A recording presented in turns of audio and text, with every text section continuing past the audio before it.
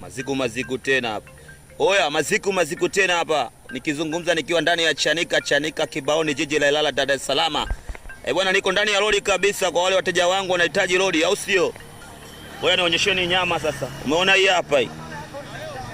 Hili eneo bwana linauzwa, afu liko lori kabisa kama unavyoliona hivi. Nimegusa lami. Hili eneo bwana linatakiwa milioni 230. Mazungumzo njoo mezani bwana. Mimi sizungumze sana, alafu mazungumzo sana nakosea.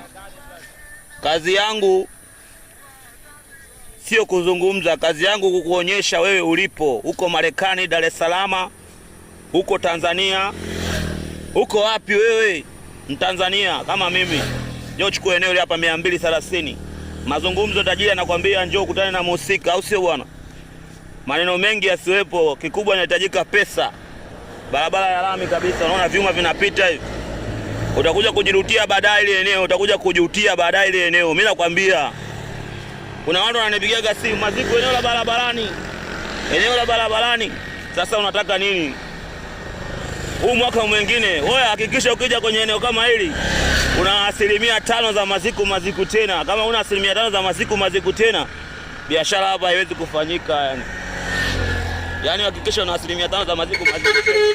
Na kugadisha katika eneo kama hili nikiwa na akili zangu timamu, mimi maziku tena. Njoo chukua eneo safi kabisa ile kwa milioni 280, milioni 230, ulime una mfupa. Milioni 230.